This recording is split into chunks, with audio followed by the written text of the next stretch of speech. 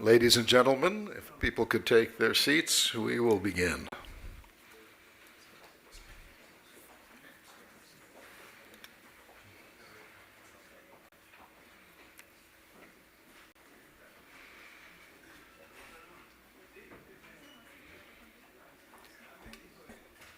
Good afternoon, all, and thank you for coming.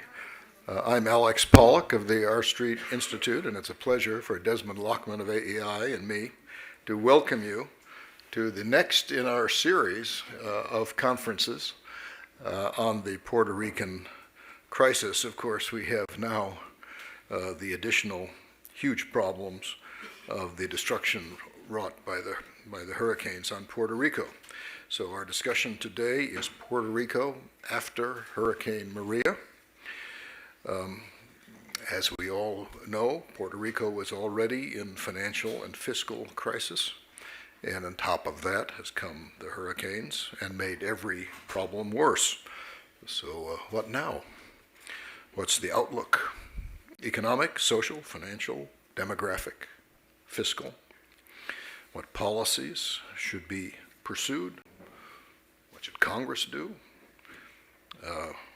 Is there any hope for the bondholders? Can Puerto Rico develop a successful market economy in the longer term? We have extremely knowledgeable speakers to explore the possibilities, the options, and the problems today. To begin, it's an honor to introduce our keynote speaker, Jose Carrion, the chairman of the Financial Oversight and Management Board for Puerto Rico. Needless to say, an extremely demanding job, which has now become even more demanding. And no one is better placed to talk to us about the severe economic challenges Puerto Rico is facing than Jose.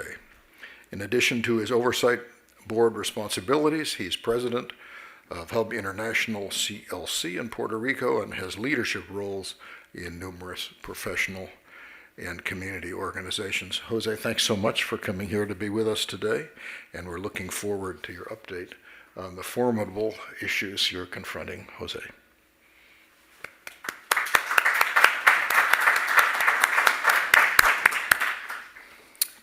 Thank you, Alex, for that kind introduction, and good afternoon to all of you.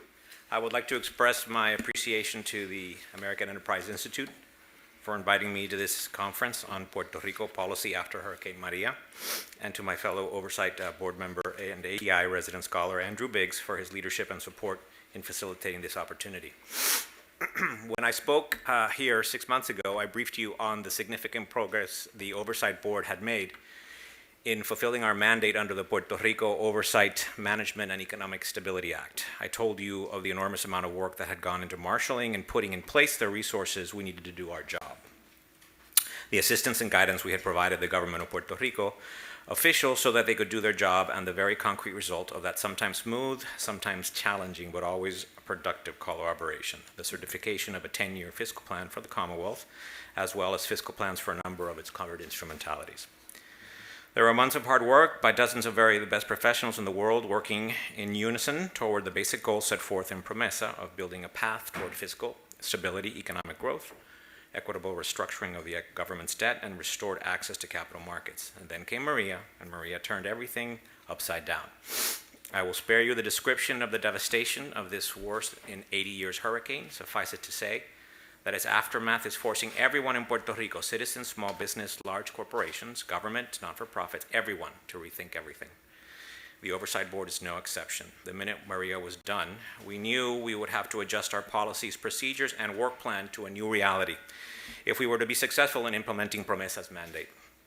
So here are the actions we took immediately in response to the challenge. Right after the hurricane hit, the board authorized the government of Puerto Rico to reallocate up to $1 billion of its budget for emergency funding to recover from the hurricane's effect and to ensure it had resources to begin immediate emergency and recovery efforts in anticipation of federal funds.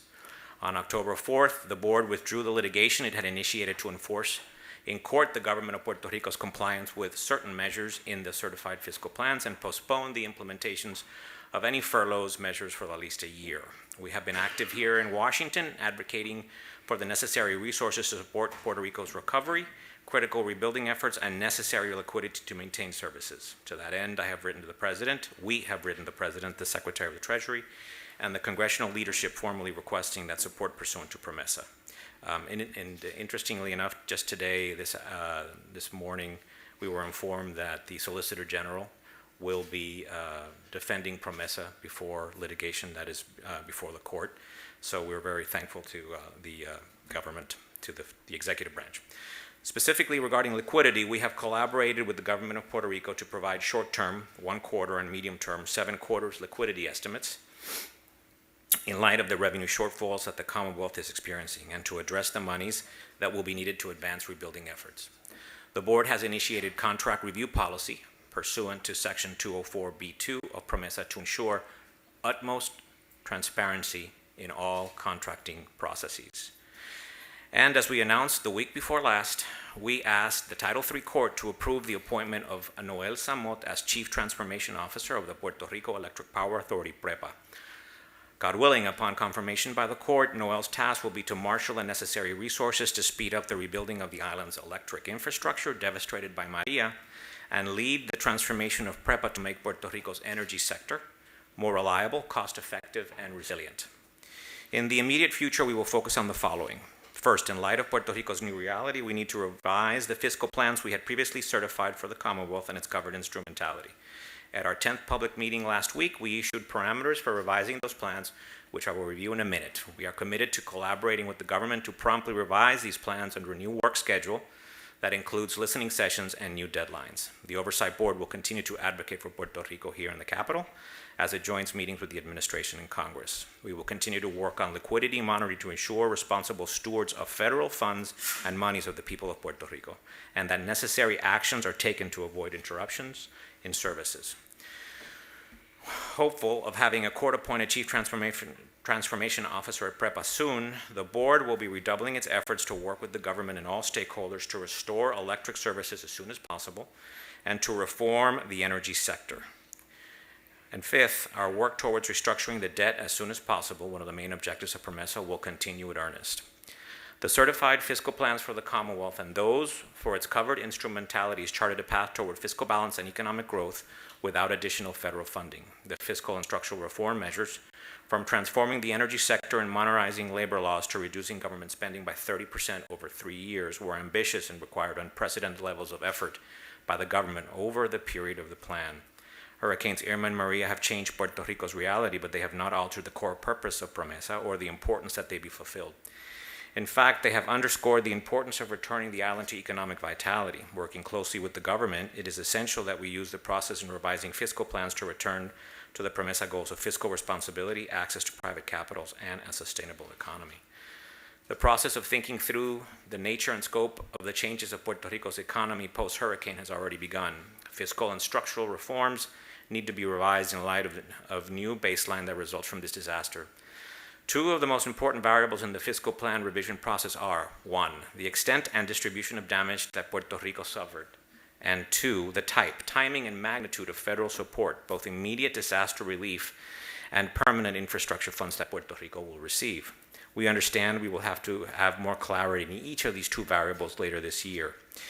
In short, revisions to the existing fiscal plan are necessary due to 4 primary reasons. First, the government's ability to collect revenues has been significantly compromised as a result of the serious negative effect of infrastructure damage and population outflows on many of the cost-saving measures built into the budgets. The reduction in certain subsidies incorporated into the certified budget, for example, must be looked at with a fresh perspective given the demands of the recovery process. And fourth, the quote-unquote federal line will be significantly larger than in the existing fiscal plans.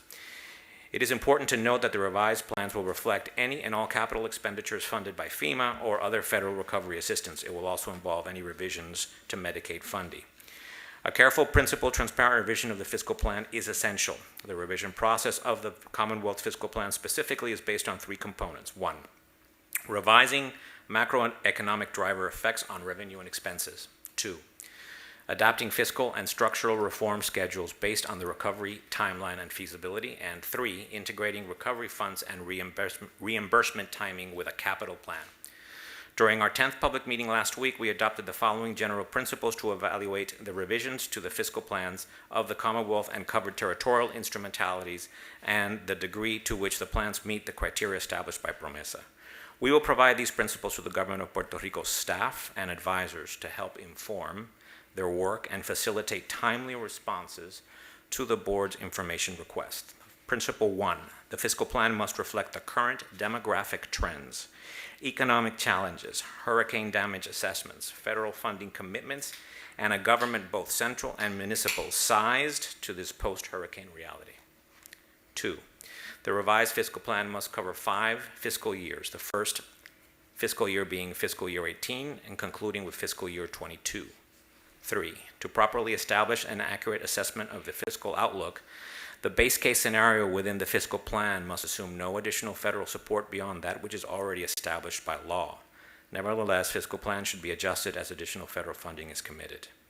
Principle 4, the revised fiscal plan must provide sufficient resources to ensure appropriate immediate emergency response and recovery efforts in anticipation of federal funds, including provisions of public safety, healthcare, and education, in order to avoid increased out-migration, particularly by working families and working age populations. The fiscal plan must include metrics focused on the improvement of living standards, education, healthcare, and job creation. Principle 5, pension reform, corporate tax reform, and other structural reforms necessary to improve the business climate must remain priorities in the fiscal plan. Principle 6, based on available and dedicated resources, the capital expenditure plan must provide the basis for a long-term economic recovery plan for Puerto Rico, focusing on increased and expedited support for rebuilding critical infrastructure such as energy, water, transportation, and housing. Principle 7, the fiscal plan must include the resources to complete the fiscal year 15 Commonwealth Consolidated Audit Financial Statements by no later than December 31st, 2017, and fiscal year 16 and fiscal year 17 Commonwealth Consolidated Audited Financial Statements by no later than June 30, 2018. Thereafter, Commonwealth Consolidated Audited Financial Statements should be issued no later than within 6 months of the fiscal year end. Principle 8, structural balance should be achieved as soon as possible, in any event by no later than fiscal year 22, after taking into account the period of time required for the stabilization of Puerto Rico's humanitarian crisis. And Principle 9, the fiscal plan must be accompanied by a long-term debt sustainability analysis and detailed economic projections reflecting a 30-year period. The Oversight Board will hold 3 listening sessions to which all stakeholders are invited to provide input to the fiscal plans. As part of the revision process, they will be a full day each, 2 in them in Puerto Rico and 1 in New York City. Session dates are pending confirmation, but should be within 1 week of the following. November 16th, listening sessions on micro effects on revenue expenses with key issues being population, GNP, and fiscal multiplier effects. November 28th, listening session on fiscal measures with key issues being composition, magnitude, structure, and timing of changes to fiscal practices. December 4th, listening session on economic development with key issues being capital infrastructure, investment, labor reforms, recovery funding and reimbursement timing, and other factors. In addition, under the creditor mediation arrangements, we will hold 2 sessions to obtain creditor feedback on the fiscal plan revision process. The deadline for the Commonwealth, PREPA, and PRASA to submit draft fiscal plans to the Oversight Board is the 22nd of December, with review and revision going through the certification date of the 2nd of February 2018. The deadline for the University of Puerto Rico, HTA, GDB, and COSEC to submit draft final plans to the Oversight Board is the 26th of January 2018, with review and revision ongoing through the certification date of the 2nd of March 2018. In closing, let me underscore that notwithstanding the undeniable setback brought upon the island by Hurricanes Irma and especially Maria, the board remains hopeful for the future of Puerto Rico. The island's spirits and resources, if properly amplified, foretell a much better life for our children and our grandchildren. But we must build tomorrow's economy by making now, in this even more challenging and demanding scenario, the difficult choices we have long known are necessary, and finally start building a better Puerto Rico for future generations. Thank you very much. Thank you, Jose.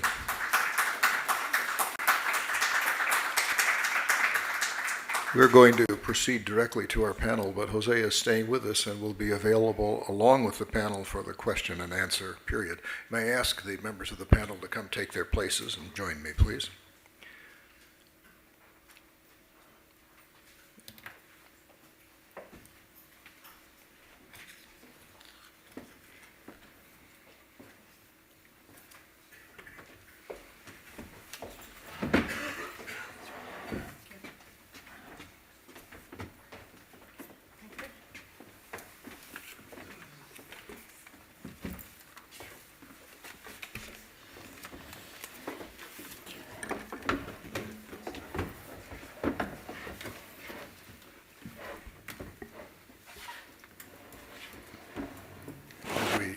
As we start our panel, I'll remind us of something Desmond Lockman recently wrote. He said, "It would be an understatement," speaking of the post-hurricane Puerto Rico, "it would be an understatement to say that the hurricane-battered Puerto Rican economy is at serious risk of entering an irreversible downward spiral."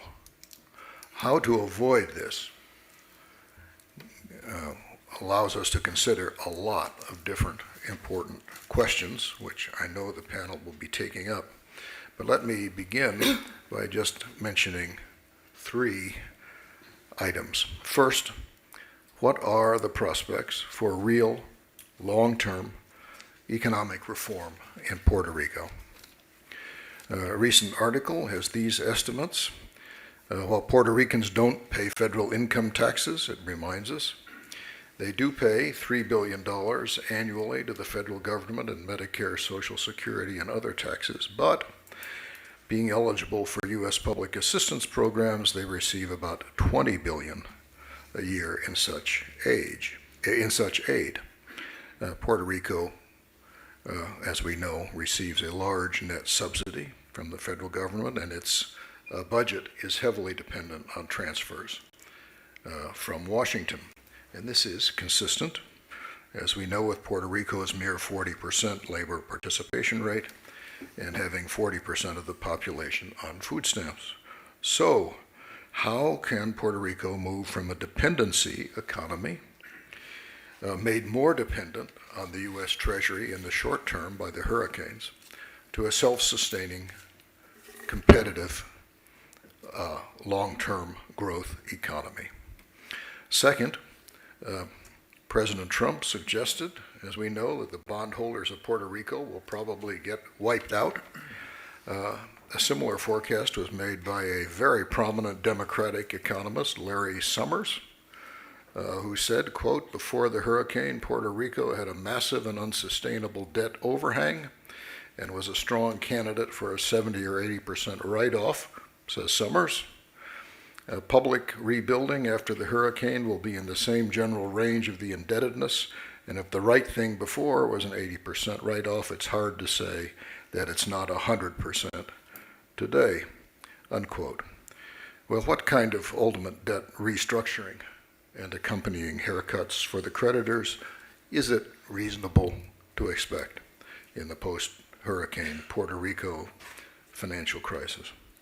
And third, let me ask, can the economic and demographic and competitiveness problems of Puerto Rico ever be fixed while it is trapped in the U.S. dollar currency union? I keep suggesting, with 0% success to date, that Puerto Rico should be allowed to create its own currency, which would be seriously depreciated against the U.S. dollar. Otherwise, how can it ever become competitive? Now, could a territory have its own currency? Why not? To achieve this would be a great financial engineering project. Maybe AEI could go to work on it. It would be highly interesting, wouldn't it? Let's move to the insights, perspectives, short and long-term recommendations of our outstanding panel, and let me introduce its expert members in the order in which they will speak. First will be Ann Krieger, Senior Research Professor of International Economics at the School for Advanced International Studies at Johns Hopkins, Senior Fellow at the Stanford Center for International Development, Senior Fellow of the Hoover Institution, and previously First Deputy Managing Director of the International Monetary Fund. Ann has published extensively on international finance and economic policy, and among many other subjects, has closely studied the financial and economic travails of Puerto Rico. Next will be Antonio Weiss, who is Senior Fellow at the Harvard Kennedy School. Antonio previously served as counselor to the Secretary at the U.S. Treasury Department, effectively in the role of Undersecretary for Domestic Finance, where among many other responsibilities, he headed the Treasury's work on the debt crisis in Puerto Rico, including working closely with Congress to develop the PROMESA Act. Prior to the Treasury, Antonio served in major leadership roles at Lazar. Our third panelist will be John Mousseau, who has more than 30 years of investment management experience and is Executive Vice President, Director of Fixed Income and Portfolio Manager for Municipal Bond Investments at Cumberland Advisors. A member of the National Federation of Municipal Analysts, National Economists Club, New York Society of Security Analysts, and the CFA Institute, John is well placed to give us the investor's view of the ongoing Puerto Rico crisis. Next will be Andrew Biggs, a member of the Oversight Board and an expert in Social Security reform, state and local government pensions, and public sector pay and benefits. Andrew is a resident scholar at AEI. Previously, he was Principal Deputy Commissioner of the Social Security Administration and an Associate Director of the White House National Economic Council. He's an expert on the underfunding of public sector pension plans, which, as we know, is one of the huge problems facing Puerto Rico. Our last speaker, Desmond Lockman, is a resident fellow at AEI, focused on the global macroeconomy and known to many of us for his sunny optimism. Desmond writes extensively on international economics, financial crises, debt bubbles, currencies, strains in the euro area, and the insolvencies of Greece and Puerto Rico. Previously, he was Chief Emerging Market Strategist at Solomon Smith Barney and a Deputy Director at the International Monetary Fund, and he is the organizer of this conference. On behalf of all of us, thank you, Desmond, for that. Each panelist is going to speak for 12 to 15 minutes. After that, we're going to open the floor to your questions, and we will adjourn promptly at 4 o'clock. And you have the floor. Thank you, and it's a pleasure to be here once again, although the circumstances are, of course, not happy ones. One of the questions you asked is, what is the hope for Puerto Rico? And I'm not sure what the hope is, but what I'm reasonably sure is that Puerto Rico ought to be and could be the jewel of the Western Hemisphere in much the same way as Singapore is the jewel of Asia. Bringing together North and South, bringing together the Spanish and the English traditions, having the advantages of law and order and other things from the United States, and having much more going for it in addition to its wonderful climate and marvelous people. So I think the answer is the potential is there. I have no doubt of that. Whether it will be realized or not, of course, is another question, and I am not quite as confident on that one. So let me start by just very briefly reminding you of what the situation was about 6 months ago or whenever we last had one of these meetings. Obviously, we had started in a very bleak economic outlook in all kinds of ways. Out-migration was already going at a rate of about 2% per year. The numbers are not precise, partly because the statistics are poor and partly because they are delayed. Is now estimated to be about 3% out-migration this year because of the hurricane having encouraged more people to go. Puerto Rico had a history of almost 20 years of fiscal deficits. People keep talking about Puerto Rico being in a recession. You do not have 20-year recessions. You have 20-year stagnations, and there is a difference. And in Puerto Rico's case, a fundamental problem was that they kept thinking it was a recession. They therefore kept thinking that fiscal expenditures would get them out of it, and that when that didn't happen, the debt built up, and that was what finally brought the crisis, because as Alex pointed out, it is a dollar-based economy, and with a dollar-based economy, once you can't borrow, if you're government, there's nothing you can do except cut back spending, and the degree to which it would have had to be cut back without some help was going to be very bad. Just to make the point, in Greece, there was never any question but that the police, the firemen, etc. would continue. In Puerto Rico, there is. If they don't have the money, they can't pay. In Greece, they can always do something, not so in the case of Puerto Rico. It is different because of dollarization. It's a hard, as I say, budget constraint, and it's there, and so it does matter. So out-migration, deficits, no growth or negative growth have been going on for quite a while. There was no growth for a variety of reasons. The fiscal deficits themselves were largely counterproductive, and there were any number of indications that government expenditures had not been necessarily very well addressed. On the fiscal side, there are all kinds of reasons why. When we were doing our report, which was turned in 2 years ago last June, we found about $4.5 billion of IOUs, arrears, in government doors because governors had said you've got to cut back expenditures 10%. Well, they cut back payments 10% and just built up arrears instead, was what had happened. But that was only one of many things on the fiscal side. It was loose fiscal control, among others. Within that fiscal control, all kinds of things had happened. One of the statistics that I find very telling is that since 1970, the number of school children had gone down 40%. The number of teachers had gone up 30%. And this does not include special ed. This is regular teachers. And they already had a very good ratio of teachers, students to teachers. That was not a problem. There are no more tourist beds in Puerto Rico now than there were in 1970, according to the best statistics we can get, which are not necessarily excellent. My numbers may be 6 months out of date, but I doubt if there's been a building boom in that particular time. You already mentioned, Alex, that the labor force participation is 38%. U.S. mainland participation rate is on the order of 63%. If you could get 38% up to 50-something percent, you could already raise Puerto Rican income by about 50%, just by doing that one thing, if, of course, they were productive in what they were doing. And that's an issue, too. 25% of the population is employed by the government, and that's probably too high given what they get for it. But in any event, all those things, and one more I must mention, however, is labor laws.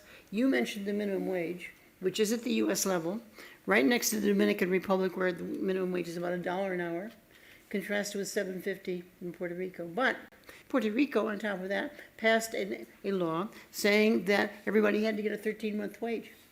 So it's actually above the U.S. minimum wage. And for any other, the poorest state in the United States is Mississippi. The per capita income there is on the order of $40,000. Puerto Rico, it's about half that. And yet they're subject to the same minimum wage. And even Mississippi protests that it's too high. But Puerto Rico lives with it. Even putting in something like an apprenticeship wage or a provision that would let young people work for 2 or 3 years at below the minimum wage to gain experience, which has been tried and true in many countries, Switzerland, Germany, etc. Puerto Rico has not done, and that's local, that's not federal. So U.S. gets into the act with the minimum wage, Puerto Rico then makes it worse, and the U.S. and the territorial government have done that on many, many things, and I could go on. The U.S. has contributed, as I said, minimum wage. The Jones Act on oil shipments, which is important because Puerto Rico is 98% dependent on oil for power. And oil to Puerto Rico costs twice as much as it does from the Dominican Republic, and it comes from the same place. Same ships. Not the same ships, but the same shipping and what have you. And because of the Jones Act, they can't use international shipping lines. We keep the Jones Act in place because, guess what? We have 91 ships in the fleet. And for that, Puerto Rico pays with the Jones Act. In any event, Affordable Care Act is there, but it is a block grant, and it is not, it's blocked off so that if Mississippi gets about twice as much as Puerto Rico, even though that, because there's no block grant component to the Mississippi. It's only for the territories that happens. And on I could go. On and off tax exemptions have not helped a thing. They've been erratic. They've been ad hoc, company-specific negotiated. And as anybody who's worked in a developing country will tell you, that is a formula for all kinds of hanky-pank between the government and the entrance to the labor force, and it has clearly been used that way. So, when the borrowing ceased, in Puerto Rico, obviously they had to do something, and that's what the control board and all that was about. It was just getting off to a good start when indeed the hurricane hit. The outlook was already not good. It was already one where there was going to have to be quite a bit of cutback. There was going to have to be quite a bit of change, and change on several fronts. It was going to have to be debt restructuring of some kind, correction of fiscal so that there were no longer the imbalances, and that so government could be more efficient, including especially things like tax collection, but also data collection so that you could tell what was going on. The statistics are very, very late in Puerto Rico, too late to be useful actually for economic policy purposes in many cases. And there were other things too. But all of that was just getting going when the hurricane hit. It's clear that the hurricane has made fortunes even worse. There's absolutely no doubt. But the numbers as yet are simply not available. There's no way of knowing how much the costs will be, how they will be paid. I've got every respect for the Patrol Board doing obviously a magnificent job in very difficult circumstances, but quite clearly there are the reconstruction efforts, and that depends in part on what insurance will cover, on what the U.S. Congress will do, and other things. There will certainly be a loss of tax revenue in Puerto Rico, quite aside from the fact that some people have lost their jobs because people have left, in larger numbers left the island. So there are fewer workers left to pay the taxes as well. So almost for sure, expenditures will go up, taxes will go down. That has to be covered somehow. And I heard Jose say that the control board is going to allow that. But my question would be, where will the money come from when you can't print it and you can't borrow it? So there's still a problem there of major proportions. And all of those things are very clearly short-term but important. But there's still a longer-term issue, the one on which I would focus, and that is, how are we going to restore growth in Puerto Rico? Because that's critical. Doesn't matter what you do, you can wipe out the debt and so on, but the island will remain stagnant unless they can do things to restore growth.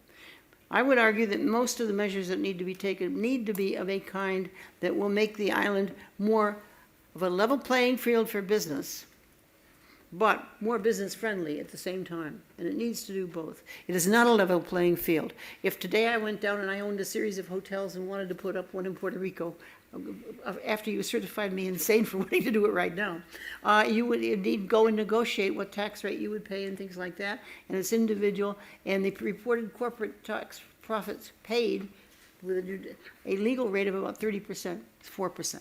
Everybody's got their exemptions from it, the result of which is that nobody else is willing to pay it either, which keeps revenues down, but also makes it unlevel for people in the area and so on and so forth. And there are many others like that.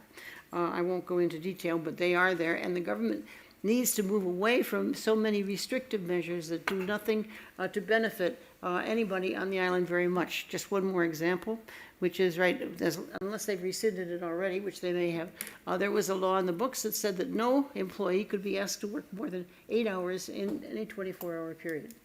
Think what that does in the tourist industry when you want people to serve lunch, dinner, and breakfast. You can't ask them to do dinner tonight and breakfast tomorrow. They're stuck on the shift. And there have been lots of things like that in Puerto Rican law that have made it tougher there than on the mainland. And when there have been efforts to assess how easy is it to do business in Puerto Rico comes way down the list on the World Bank's rankings of those things. And there's a major cleanup to be done there if there is to be help for growth. Well, others here know at least as much, if not more than I do, about the fiscal and the debt restructuring. So I think I've used up my time, and I will stop there. Thank you, Ann. Antonio.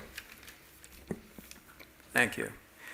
Well, I would like to agree with Ann that Puerto Rico does have the potential to play a key long-term economic role.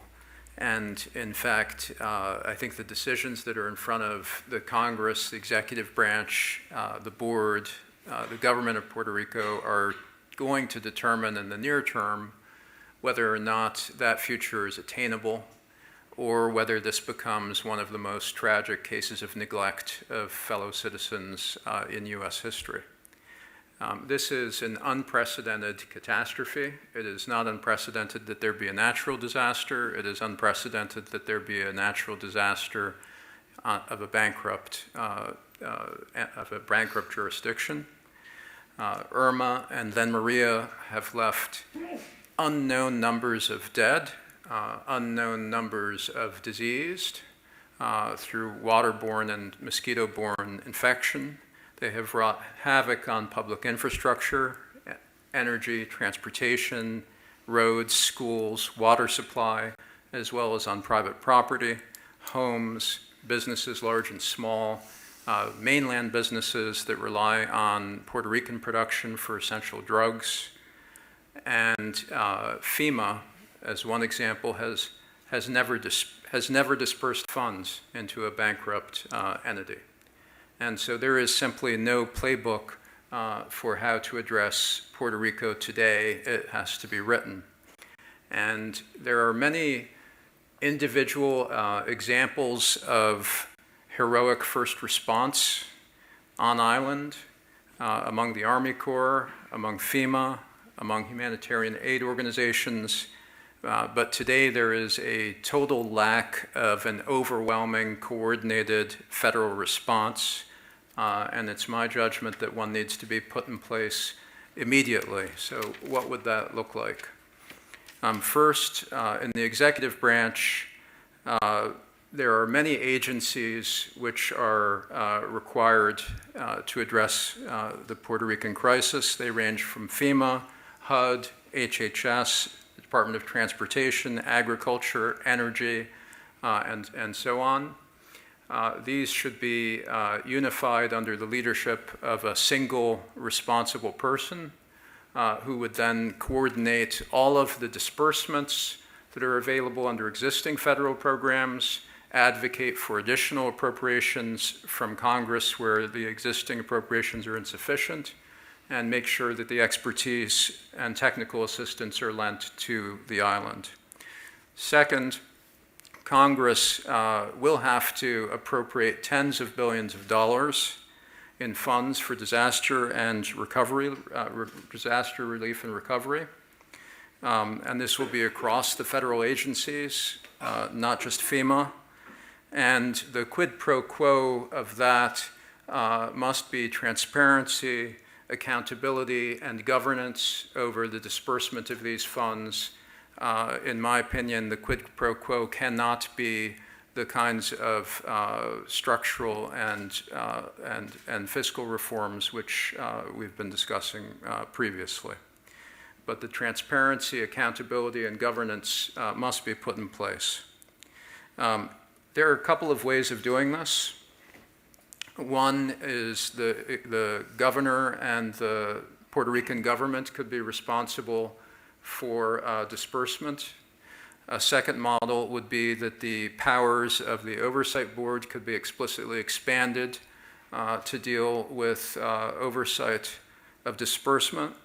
A third, which I would offer as one possibility, is that a recovery and reconstruction board could be created for Puerto Rico, drawing on those who have relevant experience in Sandy, in Katrina, lessons learned, and best practices as the skill set that will be involved in recovery and reconstruction is altogether different than the skill set that we had anticipated when we worked with Congress to pass PROMESA. If that were to happen, it would be critical that that work be closely coordinated with the work of the Oversight Board such that the fiscal plan could reflect all of the financial elements of the federal funds that Ann mentioned. Of course, longer term, we have long argued, those of us who worked on Puerto Rico, that there need to be Medicaid parity and an EITC as opposed to a minimum wage reduction. But in the here and now, I would emphasize the congressional appropriations and oversight. The board. The board is already in the process of revising the fiscal plan, as Jose Carrion has described, and this will take into account the night and day difference that exists in Puerto Rico today. The calendar has been released, and it's my hope that all of the different stakeholders will have input into the audiences which have been offered. I have a concern about forecasting only 5 years. I'm not sure there's an alternative. Forecasting 6 months is already difficult. The concern is very simply that it has the tendency to create back-ended debt service. And back-ended debt service is, in fact, an overhang on the economy. And in the prior plan, it was the case that 75 to 80% of the debt service was reduced. If in the new plan it is silent on long-term debt service, notwithstanding the existence of a debt sustainability analysis, there could be the adverse consequence of simply pushing out the problem depending on what takes place. Last, the pensions, which are not funded, must be paid, and must be paid especially in a period where there will be little other source of income and little other source of retirement security on island. The question on the debt, it is simply time for creditors to face this new reality. The claims will be adjudicated by the courts, duly in the process established under promessa, but this has been a bad investment for years, and the litigation and lobbying as so-called fiduciaries, I think, risks being seen very badly in retrospect, given the amount of suffering that's taking place on the island. And so I expect that there will be a lot of focus, bipartisan focus, on making sure that none of the federal funds which are freshly appropriated to deal with Irma and Maria flow directly or indirectly to creditors, and the proper venue for creditors will be in front of the courts who are in the midst of mediating this. Last, I would mention that the relationship between the board and the governor has got to be healed. The board has the right to impose its view on the legislature and on the governor if it so chooses in certain respects. But in my judgment, everyone is better served by a collaborative relationship. You know, the board is not going away. The fact that DOJ and the Solicitor General have today asserted their support of PROMESA against the contention of the hedge funds that the appointments were not made constitutionally. That fact simply underlines that this board is not going away, nor is the law going away, and the Puerto Rican government is best served, and the people of Puerto Rico are best served by working with the board. And in that regard, wherever it resides, there does need to be clear accountability on the contracts for reconstruction that the government enters into, whether that's with the governor, with the oversight board, with this other idea of a recovery and reconstruction board. But it is not going to be possible for there to be additional contracts like Whitefish, like Cobra, and substantial funds of federal funds flowing to Puerto Rico. It'll be untenable. And so there needs to be public support. It is very hard to create public awareness of what is happening in Puerto Rico, which is one of the great frustrations that all of us who have worked so hard on the issue face every day in a town that is today preoccupied by the tax cut proposal. There is very little focus legislatively on Puerto Rico, which is a clear and present danger to Americans as we speak. So it is also important that everyone speak out, and one of two things will happen. Either this will be the occasion that actually spurs Puerto Rico back to growth as the recovery and reconstruction create a better energy system, a more diversified set of energy sources, a more current standard and resilient energy grid, or it will really go down in history as an example of neglect that risks leaving behind an aging and largely left behind population. And I find it hard to think that anybody would be in favor of that. And so there is a lot to think about that's longer term and fundamental, but there is a lot that needs to happen immediately as well. Thank you. John. Thanks, Alex, and thank you, Desmond, for having me. I'm John Mousseau from Cumberland Advisors, and as an investment manager, I'm going to try to give you a little bit about the financial perspective of what we have dealt with as an industry on the bond side, and hopefully there's a path forward here, because I couldn't agree more with what Antonio just said, to to have the fallback position be one of ignoring a problem and having it devolve from here is, untenable. That's mine. Oh, that's yours, I'm sorry, let's see. If you want to give us Desmond's slide. Let's see.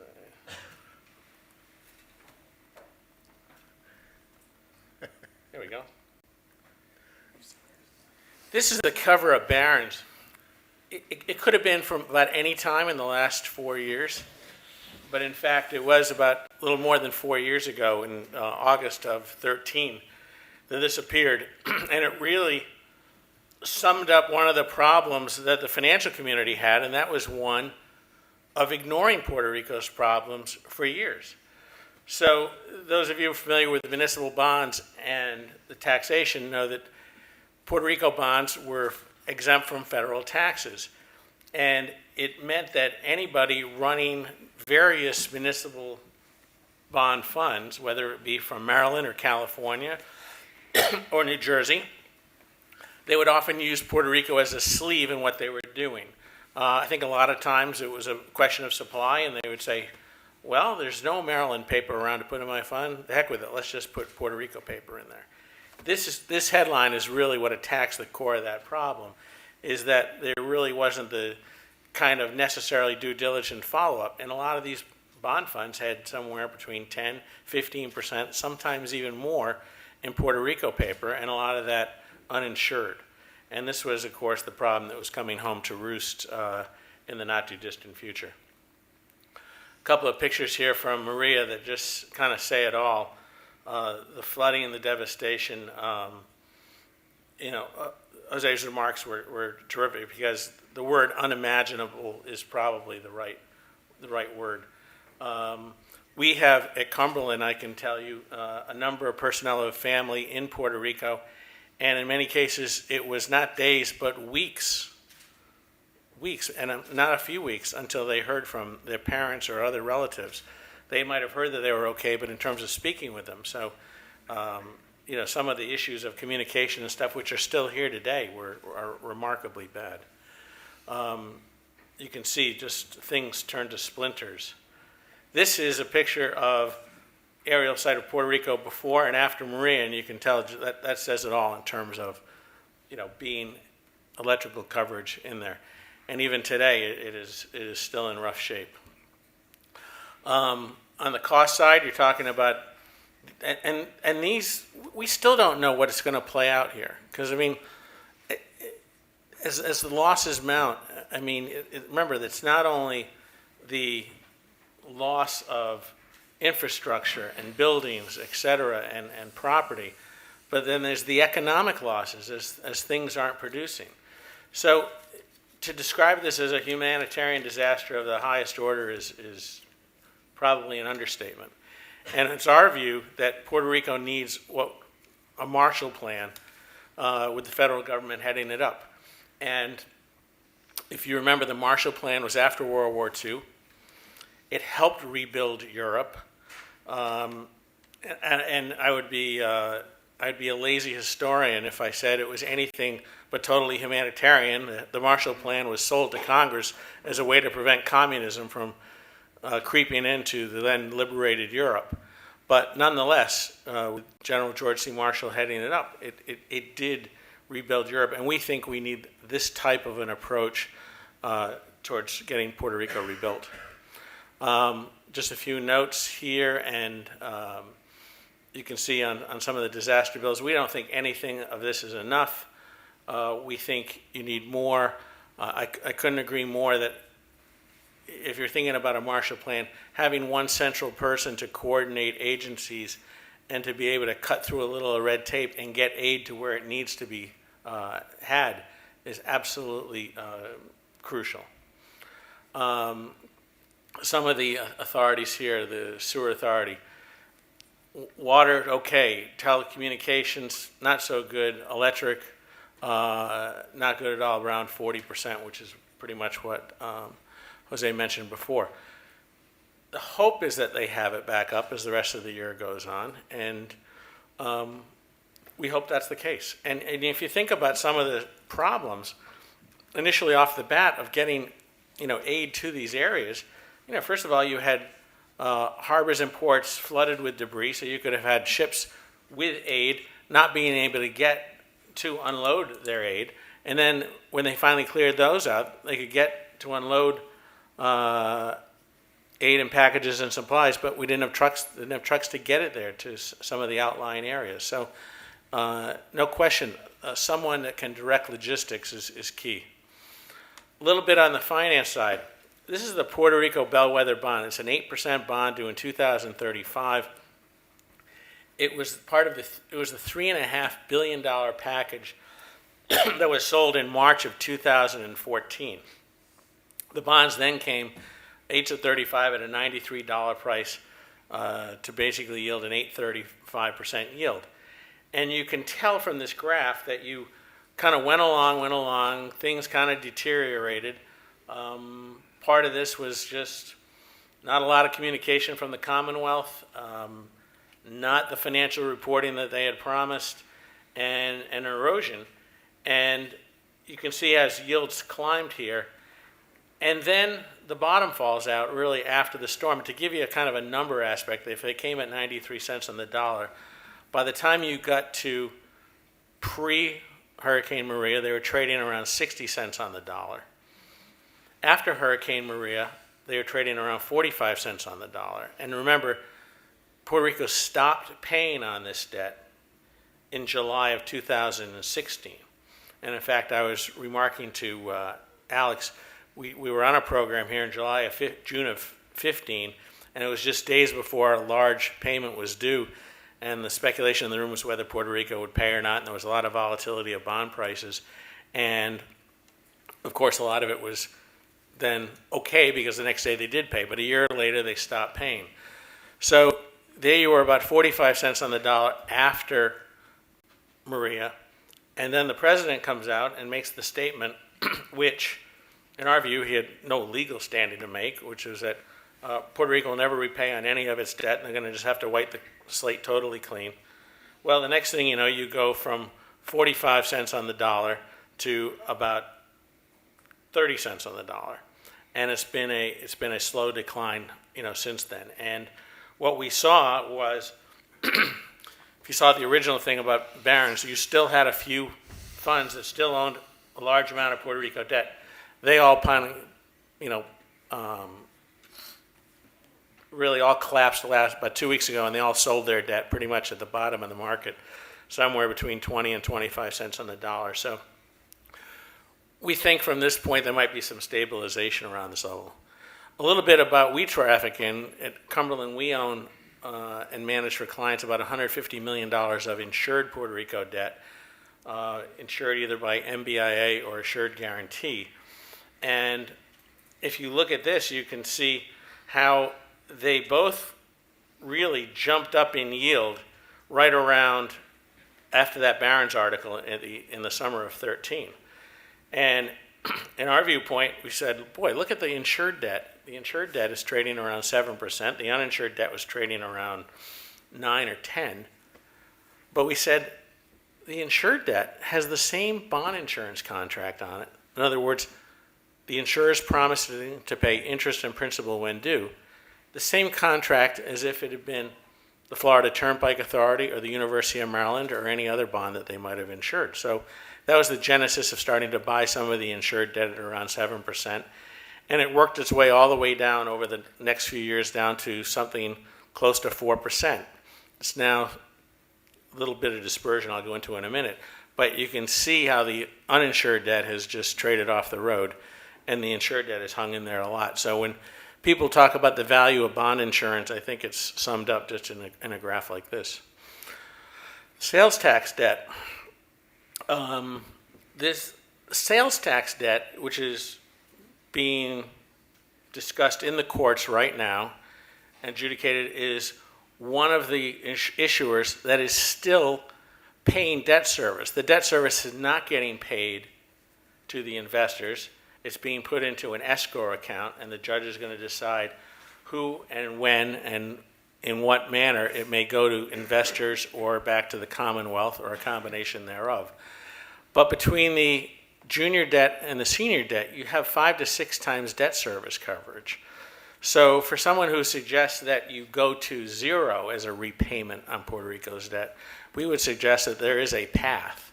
There is a third way to get around this, and you have a revenue stream here, which clearly impacted post-Maria. But as you go back and the island rebuilds, and tourism starts to come back, and infrastructure gets rebuilt, will be an avenue of a solution at some point, and we hope that it is partly includes paying some of it to the bondholders and some of it to the Commonwealth. I bring this up because this shows, here's another territory of the United States, Guam versus Puerto Rico. Guam is lowly rated, not as low as Puerto Rico, and yet the insured debt trades at substantial yields lower than insured Puerto Rico debt. So, you know, our basic view is that insured Puerto Rico debt is still very much a good value proposition. I think this kind of sums up one of the problems in Puerto Rico, not only the drop in population growth, but you know, the increase in debt. Two of those being a killer. And Ann brought up some of the issues regarding Puerto Rico that talked about the Jones Act hurting, the removal of I think it was 936, was that the one, Ann, that had basically allowed pharmaceutical companies, other companies that were capital intensive, to have tax breaks in Puerto Rico. They, of course, removed that law in 1996. It didn't take long for, or excuse me, 06. It didn't take long for companies to start pulling out. And of course, as jobs were lost, people started to leave the island. Which is what drives us a little wacky is we see Congress, who Puerto Rico reports into as a commonwealth, pulling the rug out literally from underneath Puerto Rico, and then not doing anything about it as things devolve. And if you think about the setup of it, and I'm not picking on any congressman personally, but you know, if you're a congressman from western Nebraska, what's in it for you to address Puerto Rico's concerns? It's not helping you get reelected. So we think the federal government, particularly Congress, has really abdicated their responsibility for a long time. I'll jump through a couple of things so I can move on here, but these are the insurer's credit default swaps for assured guarantee. You can see how they have jumped since the storm. MBIA has jumped even more because they were downgraded by S&P back in the summer. So they have undergone a little more distress in the market than Assured has. These are the yield curves for those credit default swaps. So you can see that the market clearly thinks that there is a larger chance of default problems with the case of the insurers as you go further out in maturity. So in other words, you know, maybe enough money to pay in 10 years, but not enough out down the road. Same thing with MBIA, even probably more critical out towards past 10 years. We think that both of them are money good with our own research. This is their corporate debt. And the funny thing is, if you looked at the corporate debt of Assured and MBIA, these are both bond issues, they are trading at much lower yield levels. This is an 8-year bond that trades around 3.5% for Assured, and this is about a 15-year bond, 17-year bond, that trades roughly at around a 5.5. So their own corporate debt has actually had much less pressure on their prices than have their insured Puerto Rico debt, which tells you there is definitely a division within the market about Puerto Rico's long-term prospects. But we think in the long run the insurers are money good. We think that the Congress needs to address Puerto Rico's problems with a Marshall Plan. And if you look at the long-term history of municipal debt in this country, and even at the worst possible time, the Great Recession, only a handful of smaller municipalities from the Great Recession didn't end up repaying their debt over time. So we have great hope for Puerto Rico in the future. Thanks, John. Andrew. Well, thanks very much. Thanks to you all for coming today, and I particularly want to thank Des Lockman for keeping Washington, D.C.'s attention on Puerto Rico issues. I'm both a member of the Oversight Board, but I'm also a researcher here at AEI, and so I wear two hats in a way. Obviously, they intersect with each other, but I often think about things in slightly different ways. Much of the work that the board has done in its first year has been sort of driven by the inbox, in the sense that you have certain deadlines you need to make in terms of the PROMESA legislation, in terms of the budgeting cycle, in terms of the various legal cases going on. But today, and Jose talked about some of those in detail, the things they're actually doing. But today I'm going to talk a little bit more from kind of my AEI research policy hat. And so I should stress I'm speaking for myself and not for the board. But I'm going to talk about some of the things I think are holding Puerto Rico back, and perhaps where the federal government can play a role in helping in the recovery. And I think this touches a little bit of on what Ann was talking about, where we'd like to see Puerto Rico become the Singapore of the Caribbean. I know that the Speaker of the House was here at AEI last week, and he used precisely the same phrase. I've had phone calls with congressional staff, and they say, "How come we don't have Singapore or the Caribbean yet?" And I'm like, "Well, we're working on it." But that it's some very significant policy issues that I think are not going to be so easily overcome. The devastation on the island and on the 3 million American citizens there has refocused public attention on Puerto Rico. We obviously have a lot of federal aid now flowing into the island in order to restore electricity, to make sure you have safe drinking water, to take care of medical needs. And I don't want the fact that I'm going to be talking mostly about structural policy issues doesn't mean that I think that these assistance issues are second order, or that they're not so important. I mean, they need to be continued and redoubled. At the same time, though, unless reconstruction efforts are accompanied by further reaching reforms, the reality is that congressional reconstruction assistance for Puerto Rico, however generous and however well executed it may be, will do little more than to restore the pre-hurricane status quo. And that pre-hurricane status quo was a government in bankruptcy, an economy in free fall, and a population looking for the exit by the thousand. Amidst the photos of the roofless homes and trees stripped of their branches, it's easy to forget why Puerto Rico was in the headlines prior to Hurricane Maria. In 2016, the Commonwealth government ceased servicing its debt. In response, Congress passed, and President Obama appointed the board, the PROMESA board on which I served, to oversee what is the largest municipal bankruptcy in U.S. history, and I think it's one of the top 5 of any bankruptcy in world history. Puerto Rico's economy has shrunk nearly continuously since 2006, and its population has declined as residents have sought a better opportunity in the mainland U.S.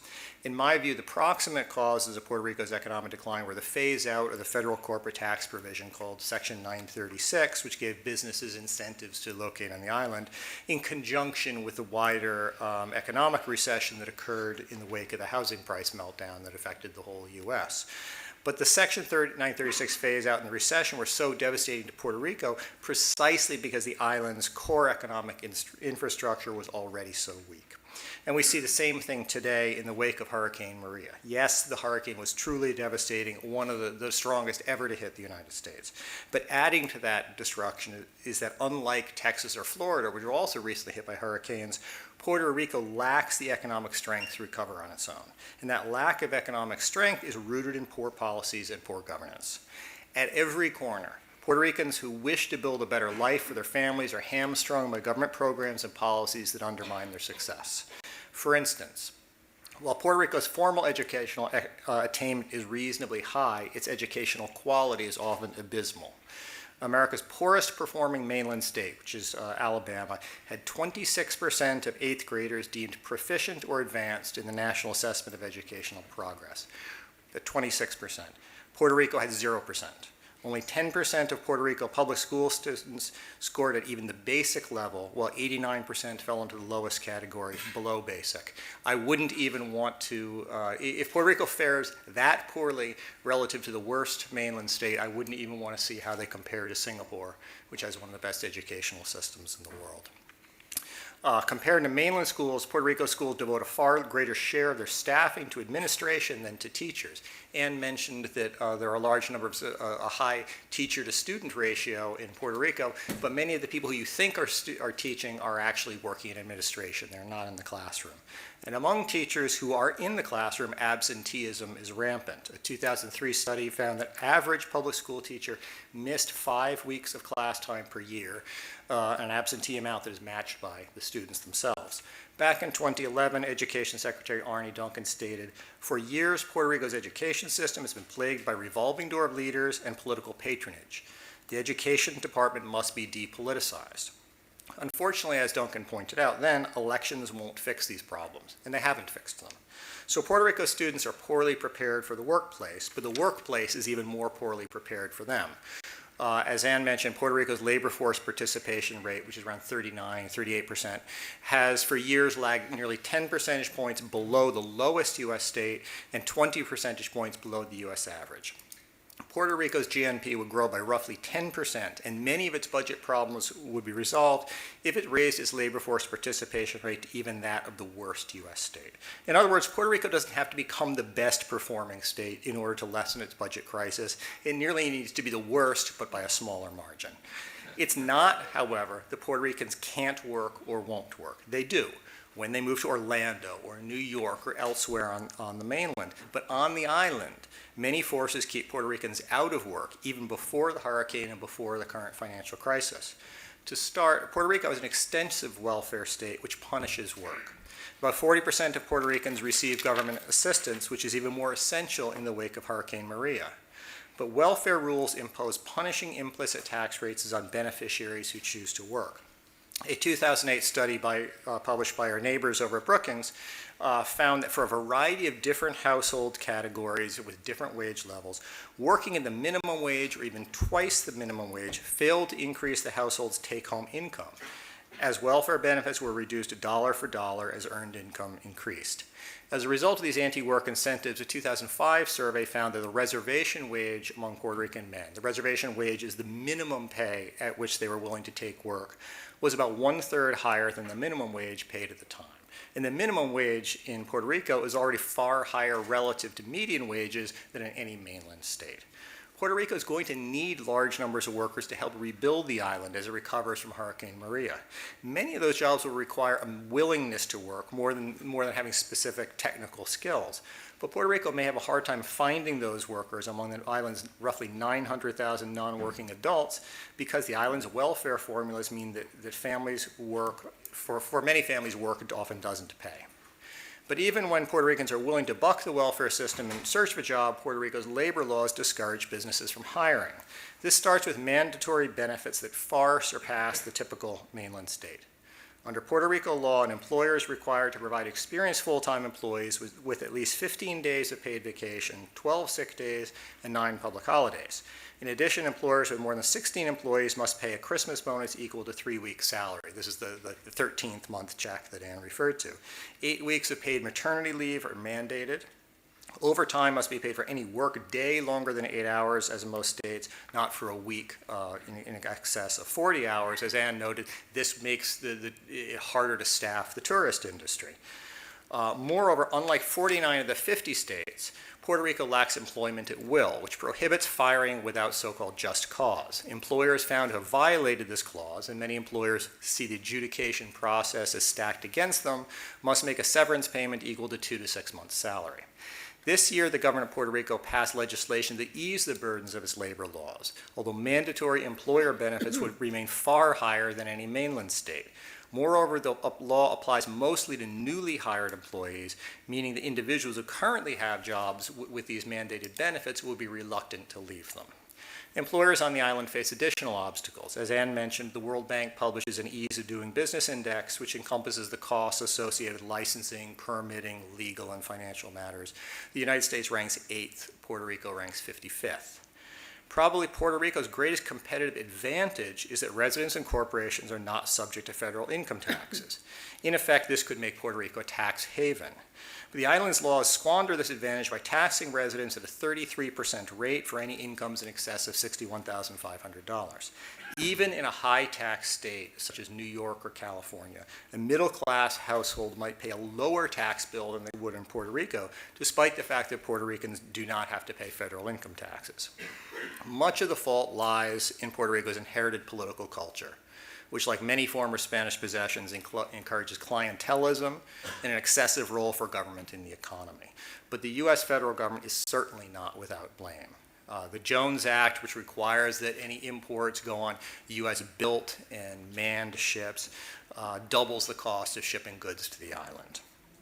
The U.S. minimum wage, which was imposed by the federal government in 1983, is twice as high relative to the typical island wages as it is in the U.S. Even economists who favor a higher minimum wage for the mainland acknowledge that the minimum wage can hurt jobs on the island. Even Puerto Rico's constitutional prohibition on farms larger than 500 acres, which makes modern agriculture inefficient, was encouraged by the U.S. federal government as a way to stymie large agriculture producers on the island. Puerto Rico has many advantages. A location that would allow it to serve as a gateway between the U.S., Europe, and Latin America, a welcoming climate and beautiful geography, and citizens who are willing to work if given the opportunity. But Puerto Ricans face so many obstacles to building a prosperous life that many simply give up and seek opportunity on the mainland. And it works.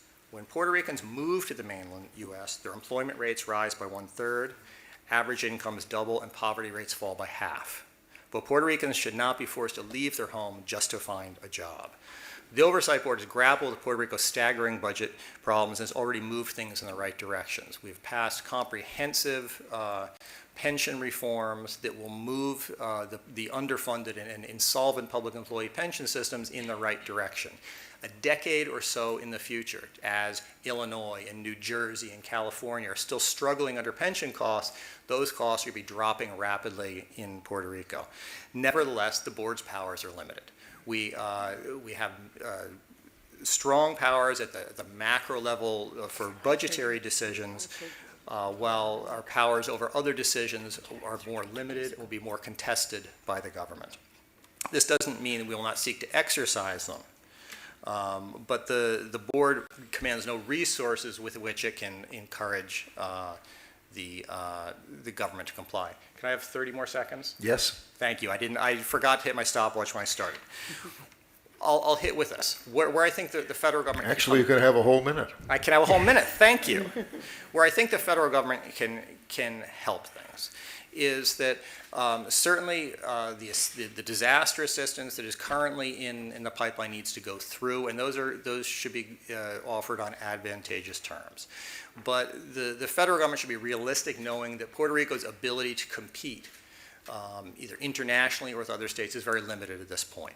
So I think instilling things like corporate tax incentives, perhaps offering the EITC for Puerto Rico to encourage work makes sense, but those have to be contingent. Des has made the case in some of his writings that assistance for Israel in the 1980s was contingent on economic reforms. A thing I would turn back to is assistance the United States offered to Spain in the 1950s. Spain was not eligible for the Marshall Act because they backed the wrong horse during the war, but we offer significant economic assistance to Spain contingent upon liberalizing its economy. That has had great effects there where economic growth increased and incomes rose. I think making similar sorts of assistance from the federal government to Puerto Rico, assistance that goes beyond what is ordinarily offered in terms of disaster relief, but making it contingent upon true reforms to the labor market, reforms to welfare laws, making it contingent on increasing their ranking in the World Bank's Ease of Business Doing Index. Those might give the government the incentive to finally make the changes that people on the island know need to be made. Thanks, Alex. Thanks, Andrew. Desmond.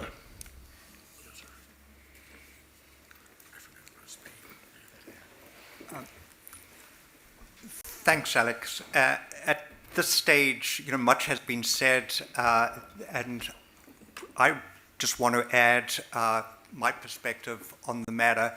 I very much agree with a lot of what Anne and Antonio have said, but I particularly agree with John that what Puerto Rico desperately needs is a plan.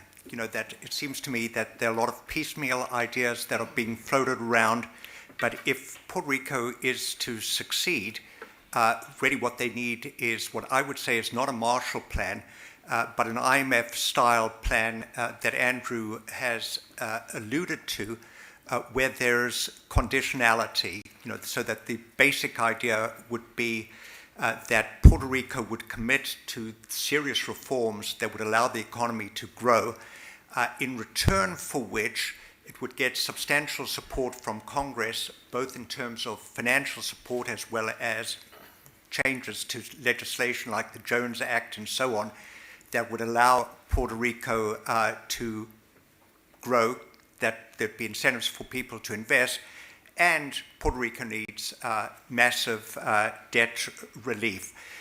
So I thought that what I'd do is basically go over much ground that has been gone over before, but illustrate it with pictures, with charts, and how I propose to structure it is just to talk very briefly about what was the situation before Hurricane Maria, what was the influence of the Oversight Board on Puerto Rico's outlook, what happened with Hurricane Maria, and then finally, what an IMF-style program could look like and how one might go forward.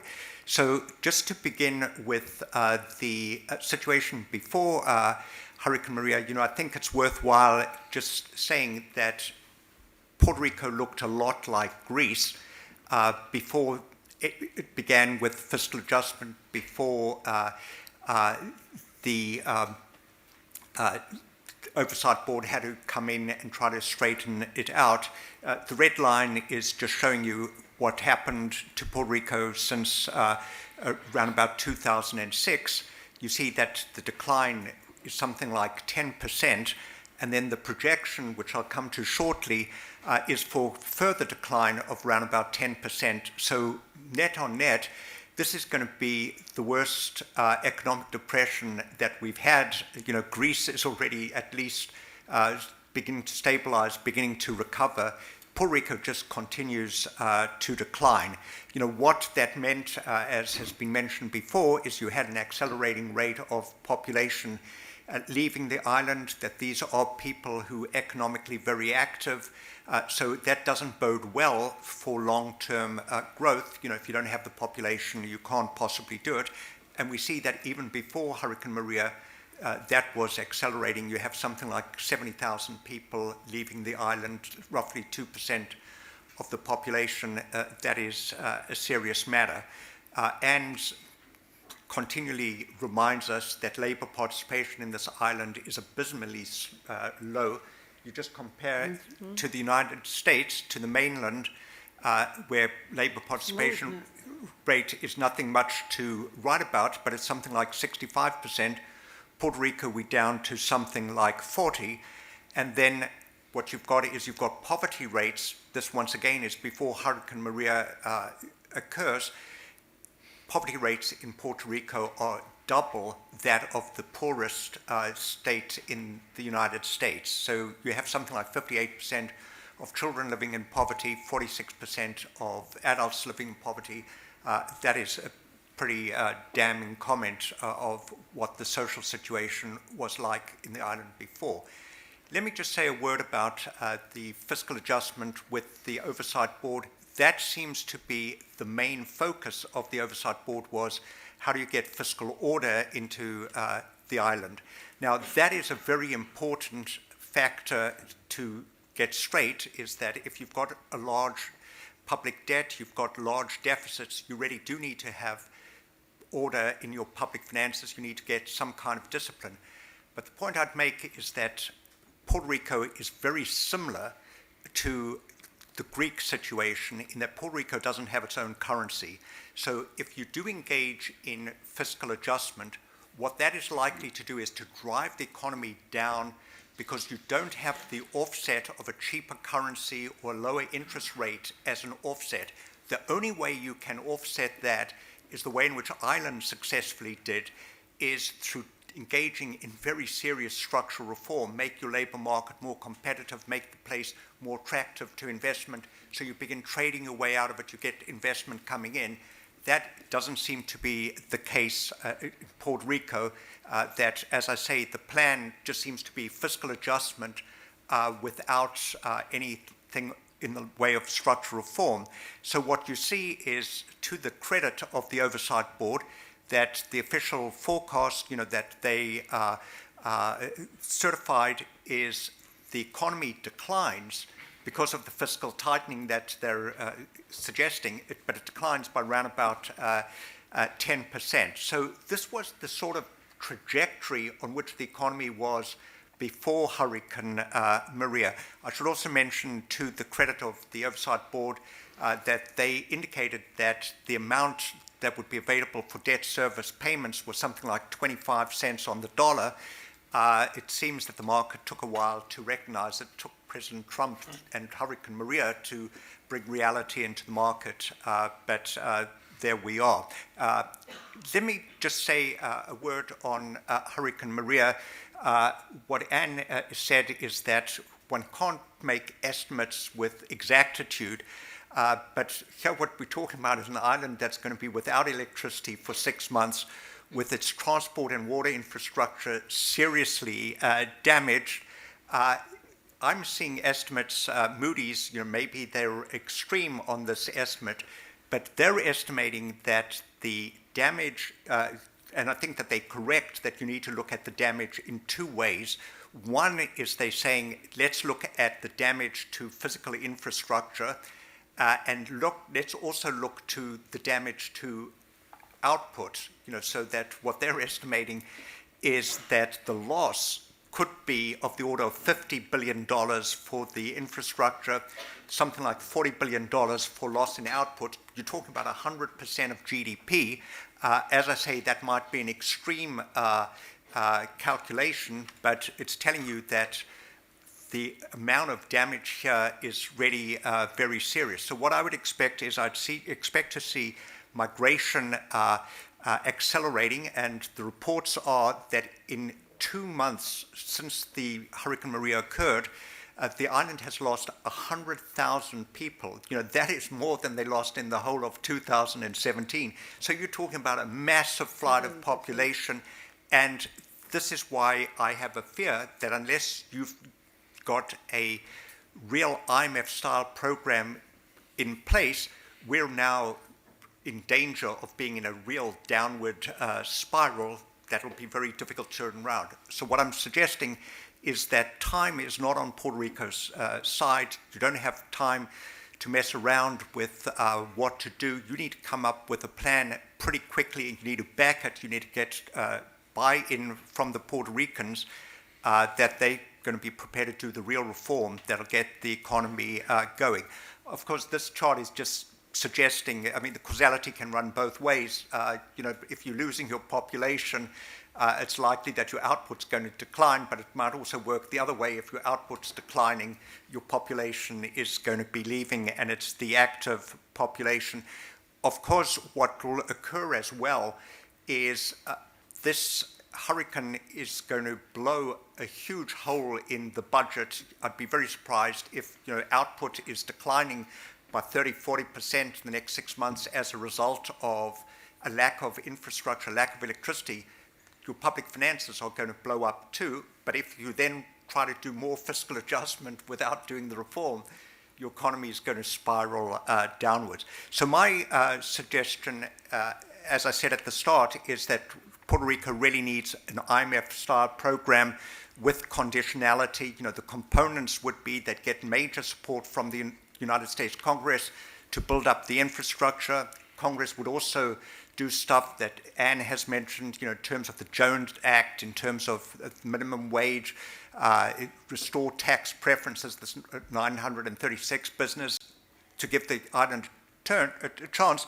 In return, the Puerto Ricans would commit to serious budget discipline and structural reform. Now, the last thing I'll say is that Puerto Rico is not an independent country. It doesn't belong to the IMF. So the IMF can't ride into the rescue here, organize a support effort, with a lot of official lenders, IMF providing its own resources, getting the country to commit, and to impose the conditionality. But as Andrew mentioned, the thought has struck me that Puerto Rico is perhaps in a situation that Israel was during the mid-'80s when they had their hyperinflation.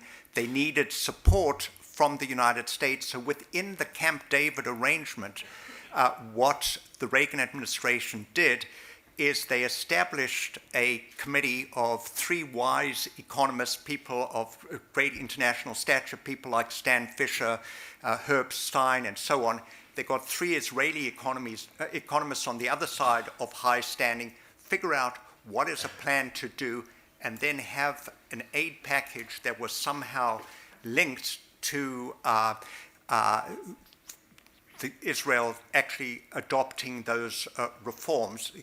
They didn't impose the same kind of conditionality as an IMF-style program, but I don't see why that can't be done going forward. So the bottom line is, I think that Puerto Rico really needs a plan. It really needs conditionality. It needs a huge amount of resources. And if that doesn't occur, I think one would be being unduly Panglossian to think that Puerto Rico is really in a downward spiral. The United States should brace itself for more and more Puerto Ricans coming to the mainland.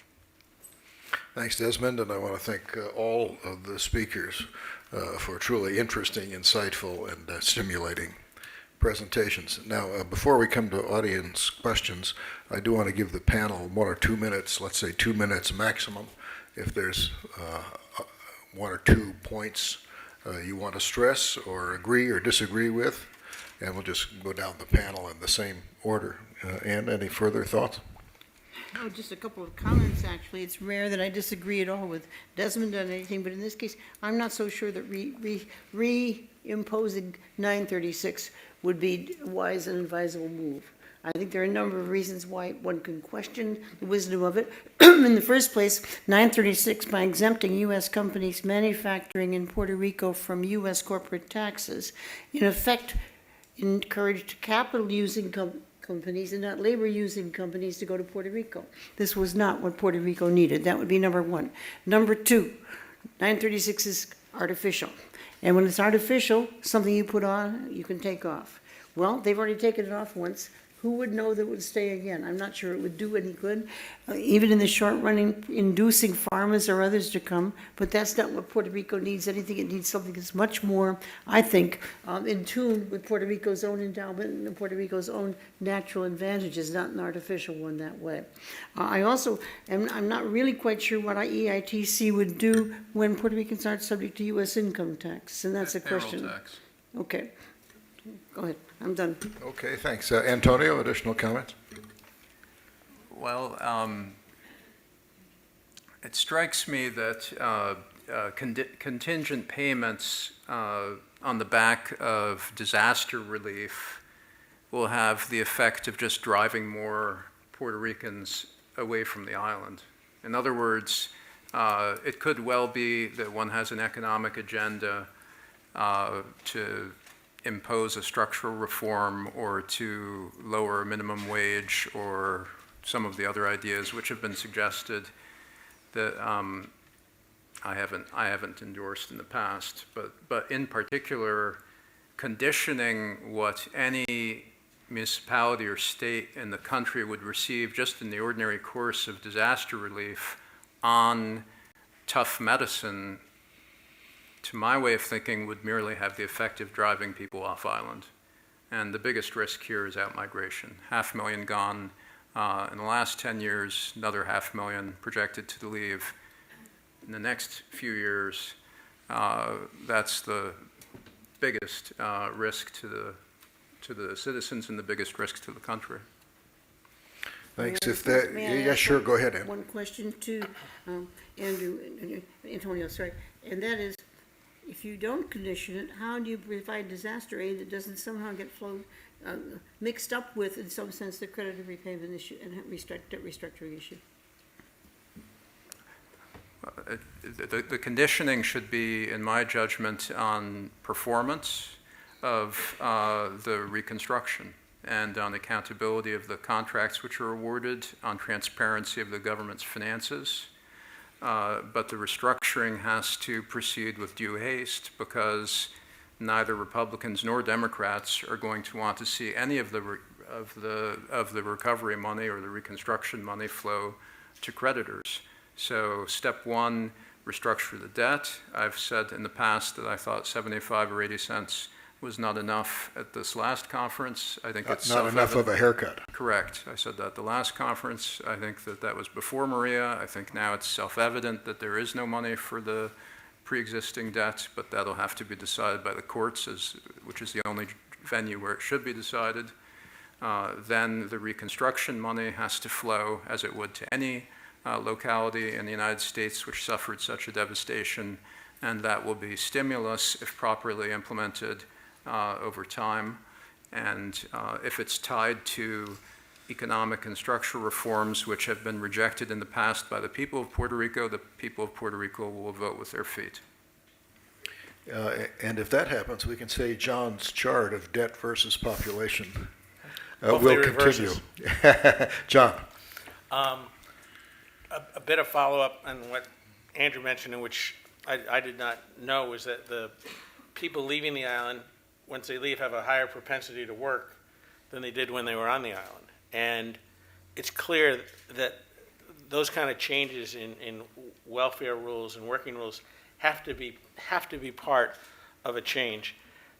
And if you did have either an IMF type of arrangement or Marshall Plan or some combination thereof, I would also include that I think it should have bonding power backed by the U.S. government. Think about, those of you remember New York City being in trouble in 1976, where you had an economic structure that was viable, but that was mishandled with tons and tons of short-term debt. The Municipal Assistance Court came in, had bonding power, backing of an extra sales tax, and basically had overseer authority over New York City's finances.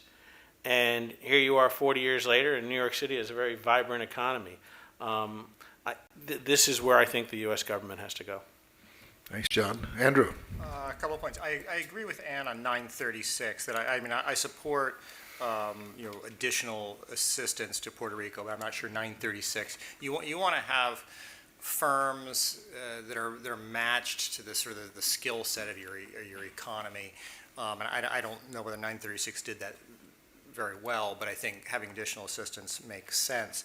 And when I talk about contingent assistance, this goes a little to Antonio's point, I'm talking about money over and above the FEMA funds that are currently flowing. But I think it's important to remember why this assistance has to be contingent. I mean, if you go to any one of these presentations, you say, well, we need to fix the labor laws, do some welfare reform, blah, blah, blah.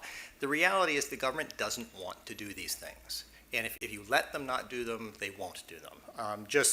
I gave the example in my presentation of what they called sweeping reforms to labor laws, which are passed, which really don't change much reality on the ground. They still make the burdens placed on employers still make it non-competitive to hire people. We're in a difficult situation now. Fiscally, the bondholder could take an additional hit. The government just announced that it intends to pay the Christmas bonus to public employees. There is just a disconnect here from, I hoped that this situation would be like, I don't want to sound pejorative, but I hope this would be like the alcoholic who hits a rock bottom and who says, okay, we're bankrupt, and now we really got to change the way we're doing things, but I don't think that's what we face. So I agree with Des that it has to be conditional in the sense that you have to give them an incentive where they want to do the things they haven't wanted to do before. They say, if we do real labor reform, if we do real welfare reform, there's really something in it for us. If people don't want to do it, they're not going to do it. Just finally, just a technical point on the EITC. what some of the research I cited before on the implicit taxes on people who are on welfare who work are essentially 100%. If you go to work 40 hours a week, you get additional wages, but you lose welfare dollars dollar for dollar. So it's a 100% implicit tax. You'd be fooled to work under those circumstances. You know, your hourly is essentially nothing. EITC by itself, what that does is essentially eliminates the payroll tax the employee pays, which is 7.65%. So what that means, it raises your take-home pay by 7.65%, lowers the implicit tax from 100% to 93% or something. Now, are you going to work with a 93% implicit tax? Probably not. So I agree with EITC, but you need to have reforms on the welfare side or it's not going to make any difference. Okay, Antonio had a comment in there. You want to? No? Okay, Desmond? Yeah, I would just say that with Antonio, I certainly agree that the last thing we want is we want taxpayer money to go to the creditors. You know, that is clearly not part of my thinking, that that the money that comes from Congress should really go to support Puerto Rico to get them growing. But I would just add, you know, to what Andrew says, is the reason that you want conditionality is not simply to make sure that the Puerto Ricans do their share. It's to make it attractive to Congress to actually pony up the money, because if they ponying up the money, and this is all going to just go to some poor contract or, you know, for stuff that's not going to be properly done and that there's no prospect of Puerto Rico growing, why should they do it? So I'd say that the advantages of having an IMF-style program are, first, you put pressure on the Puerto Ricans to do what they're supposed to do. Secondly, you get Congress to be willing to go along and provide all of this support. And third, what you might do, like with an IMF program, is you might instill investor confidence that this place is being properly run and that there's a real plan. So I don't see how you can do it without, you know, I'm not suggesting that it's got to be the IMF, but it's got to be that kind of idea if the place is going to grow. Thank you all. We're going to come to questions from the audience here. Let me remind you of how this is going to work. Please wait for the microphone to arrive. When you get your microphone, tell us your name and your affiliation, and then ask your question. I will also remind you that sometimes once you get the microphone, some people are inspired to give a lecture instead of asking a question. If you feel such inspiration and you get to 1 minute, the chair will remind you it's now time to ask your question. I'm going to start moving this way where I saw the hands and then come across to you. So start on the far right here, the gentleman in the blue shirt here. Yeah, right here. Yes, thank you. Thank you. My name is Victor Stone. I don't have an official affiliation. But I'm confused, and maybe the people on this panel can help me. You have made an attempt. We have a tripartite government. You've made an attempt to get the legislature to help you out of your problems, and you're not getting a reaction either because they're deadlocked or involved with other items, etc. But it seems to me you made a good start, but you didn't then, I haven't heard any follow-through on the other two approaches. The second approach is you correctly went to a federal judge and said there is a bankruptcy here, a municipal bankruptcy. Are you advising that judge? That judge has the power to do all the things you want to do, whether Puerto Rico likes it or not. That judge has the power to say there will be, by appointing you or anybody else to control those finances because the debt is due, that there will be no Christmas bonuses or whatever else. But I think you're absolutely not facing the reality that the best thing that you have there is not to get rid of all the debt, but to have the judge stay in control as long as the judge... You're at your 1 minute, sir, Okay, and do you have a question? Yeah, I want to know what's happening there, and I wanted to know what's happening on the administrative side. How come you haven't asked DHS to send hundreds of thousands of illegal aliens who are doing nothing here to go to Puerto Rico and help in the cleanup, and Puerto Rico get paid for housing them, because they are able-bodied? Thank you. And Anybody also want to take on those? Well, I mean, there are lawyers here who know better than I, but right now, of course, the problem is that Puerto Rico is exempt from the U.S. bankruptcy code.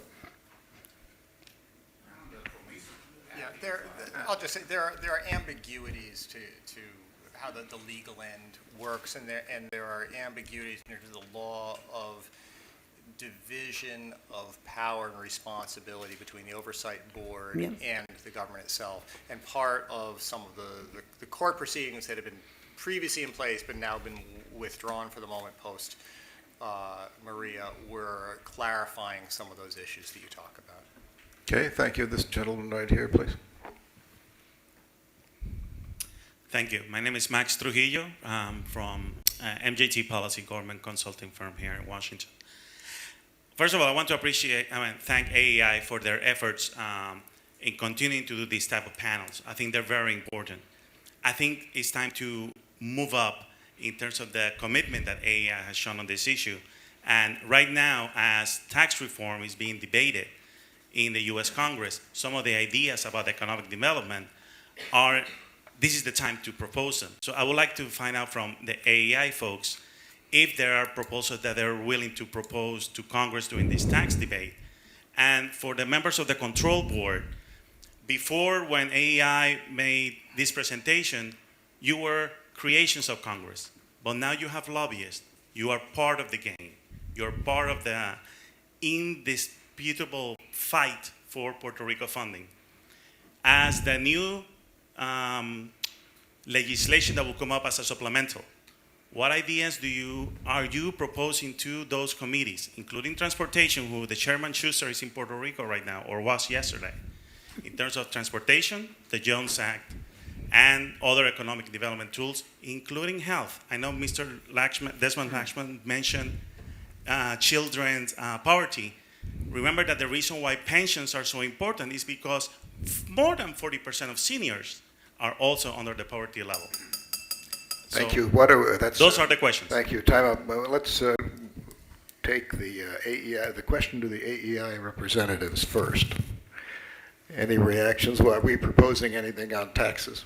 Yeah, well, I guess, when we're looking on tax reform, we are proposing stuff, but I don't mean to belittle Puerto Rico, but when we talk about tax reform and what our proposals are, the bigger fish to fry, we're talking about the mainland, that is really where our efforts are going, that I personally think that the tax reform is pretty misguided to have an unfunded tax reform at this stage of the business cycle, where the recovery is strong, where you've got debt in the United States is on a rising trajectory.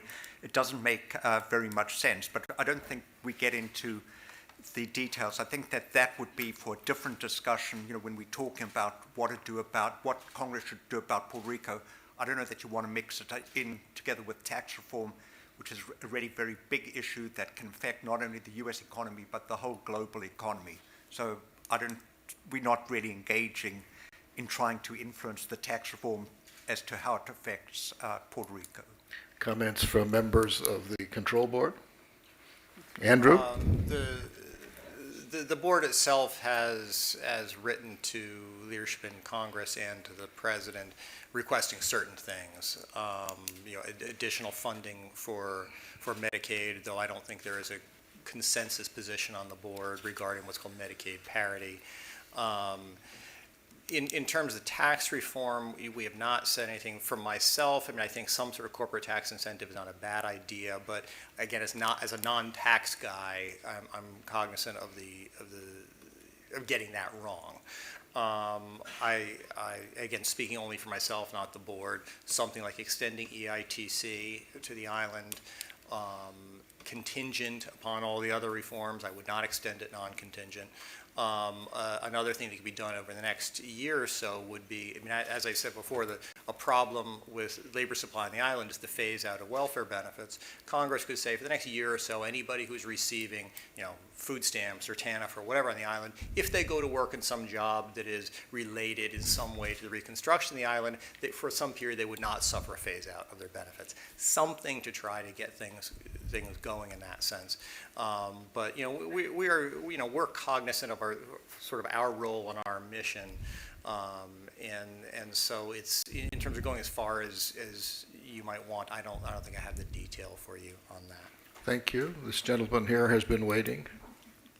Thank you. Thank you. Bert Ely, a banking consultant.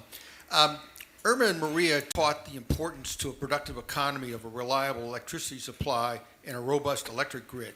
I am concerned that the Puerto Rico electricity grid is being rebuilt with the same vulnerabilities that existed before the hurricanes.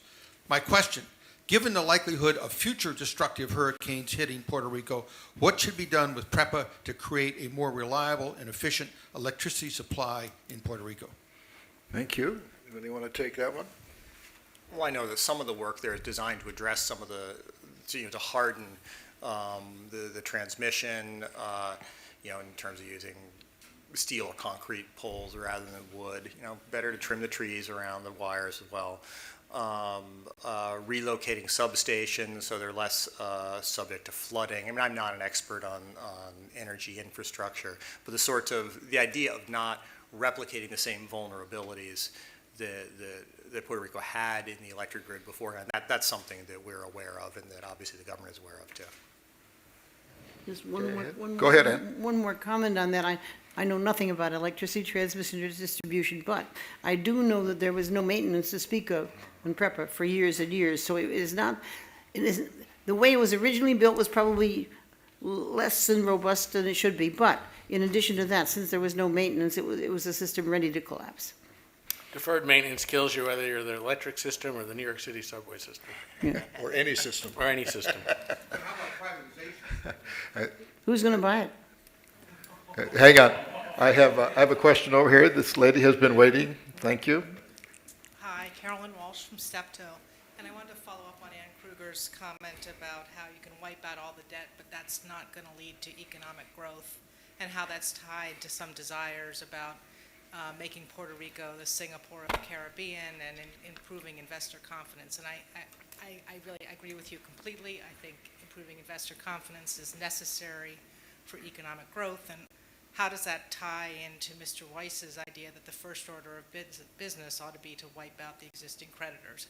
How are you going to have respect for the rule of law? How are you going to have people who are going to want to invest in Puerto Rico? And why is that a first step in trying to, before you understand what does Puerto Rico need, what kind of federal aid does it need, how will that federal aid impact rebuilding Puerto Rico? Do you need private investment? So I'd like sort of like some feedback, given sort of the desire to have investor confidence, recognizing wiping out debt isn't going to restore economic growth. How does that tie in with Mr. Weiss's first order of business is to wipe out the existing growth? I think that question is, in fact, for you, Antonio, and then we'll let Ann comment as well. Well, I think what I said was that the first fiscal plan suggested a 75 or 80 cent haircut, but had no incoming federal funds. And it was my view at the time that that was already probably more debt service than the economy could support without any federal funds. Now, after Maria, we will see what Congress does in terms of federal funds, but I think that the charts which were shown about the debt speak for themselves. Investor confidence is forward-looking. Investor confidence has to do with future credit. Necessary conditions are transparent finances, responsible stewardship of public finances. Those are all part of the mandate of the PROMESA legislation.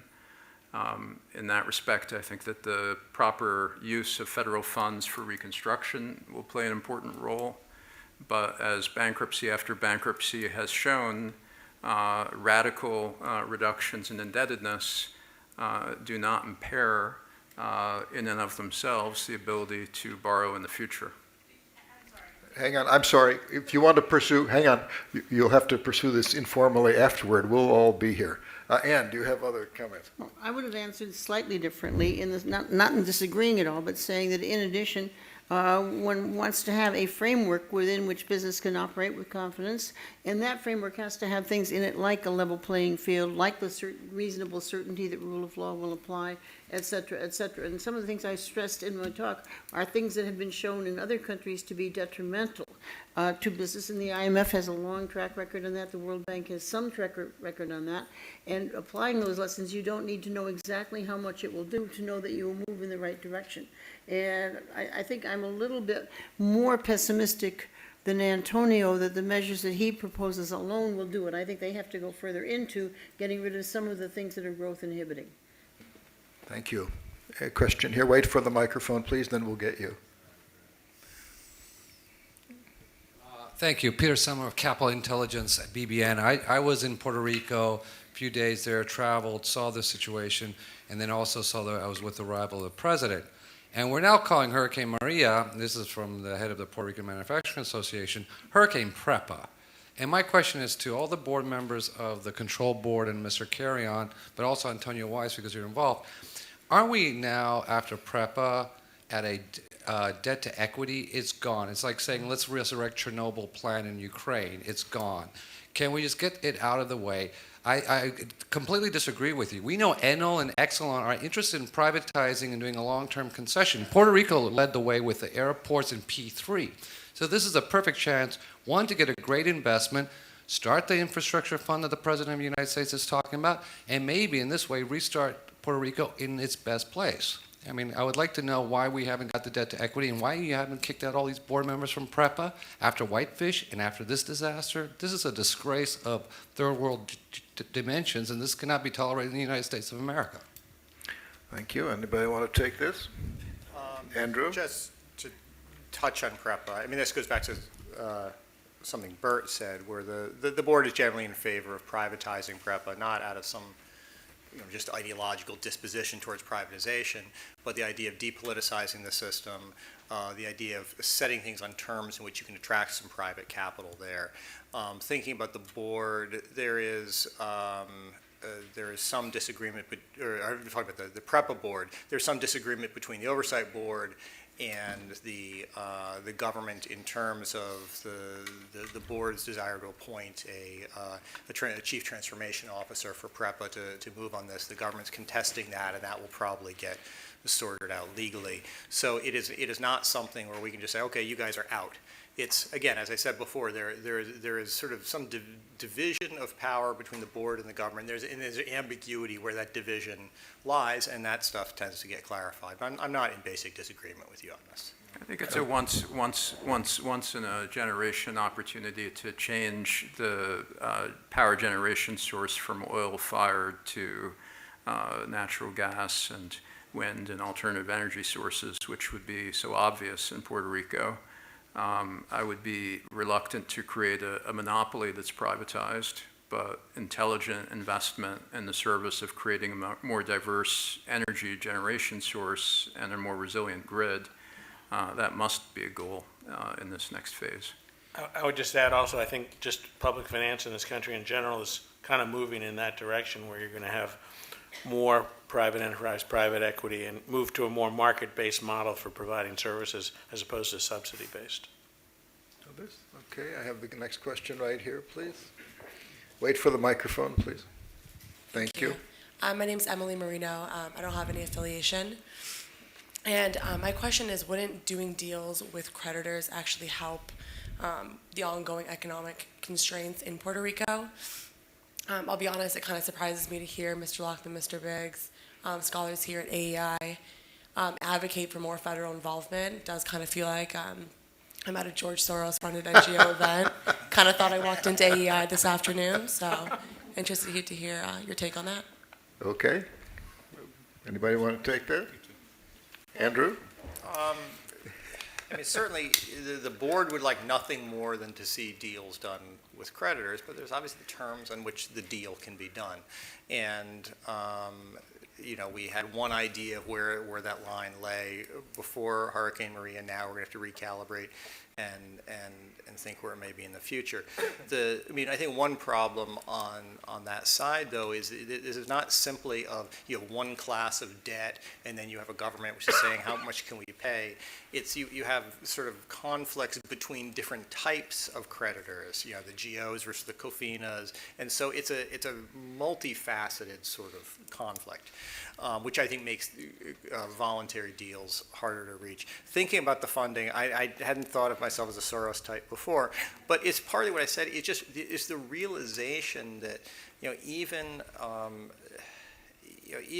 if all the reconstruction goes as well as we hope it is, Puerto Rico is just not equipped to compete at this point. That it's just a very tough situation for them. So I think it's additional assistance from the federal government to Puerto Rico, I think is warranted, and maybe a sort of a good investment for the federal government over the long term, but it has to be leveraged in such a way that it sort of breaks up the kind of political dysfunction and sclerosis that you have in Puerto Rico. So it's trying to use the assistance to leverage change in Puerto Rico. I don't personally think just shoveling money in there is going to do anything. But it has to, if the money can get other things to change, then maybe you've got some possibilities. We could say, Andrew, that shoveling money in is exactly what the bond market did for years, and it clearly did not work. Desmond. No, it's just in answer to this question, but also in answer to the question before, I just want to quote a law that is named after one of the people here, Alex Pollock.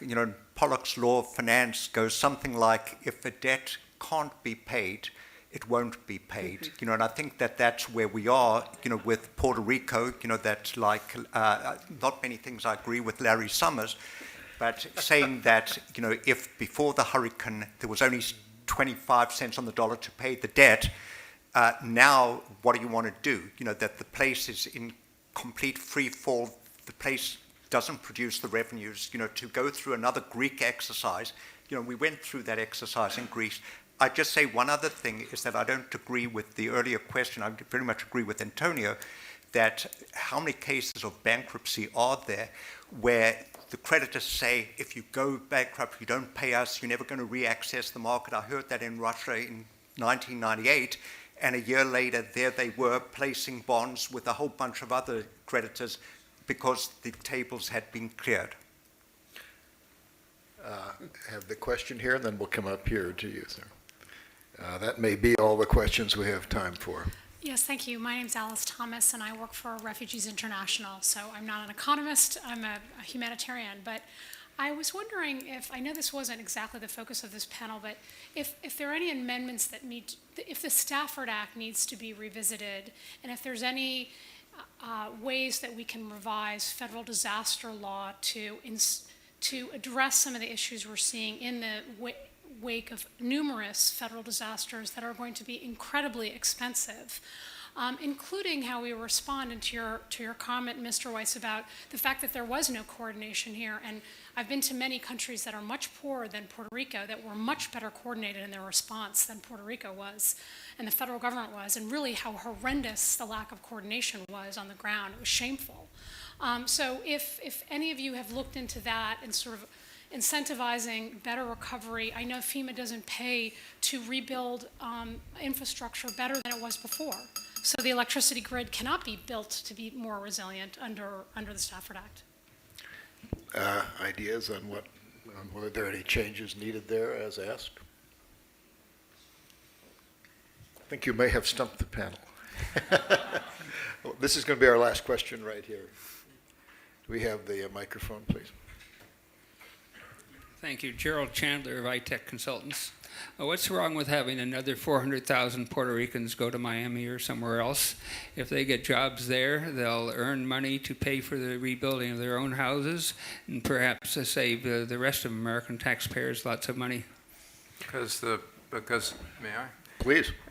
Because the population will age, the island's economic vibrancy will be lost in an irrecoverable fashion, and the Puerto Rico will essentially become, a non-contributing part of the U.S. economy. And I think we're at a moment where we need to throw a lifeline to this economy. And when you throw a lifeline, you don't make it conditional on a bunch of stuff. I mean, phase one, you throw the lifeline, and then the second phase, maybe you discuss once you've pulled people out of the water how best to take things forward. But certainly one wouldn't want to say, let's let out migration solve the problem, because it's not going to. It's just going to wipe the population of its youth.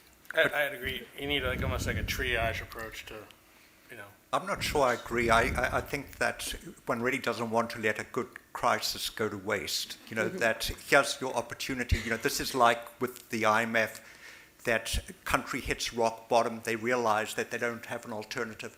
All the difficult kind of reforms they manage to do when their back is ready to the wall. So I don't think that you just want to throw money at Puerto Rico without conditions. And Not suggesting throwing money, suggesting having money properly channeled towards reconstruction. Maybe let's not use the word throw, let's use the word shovel. All right, well, thank you for a stimulating last question, and let's show our appreciation for a great panel.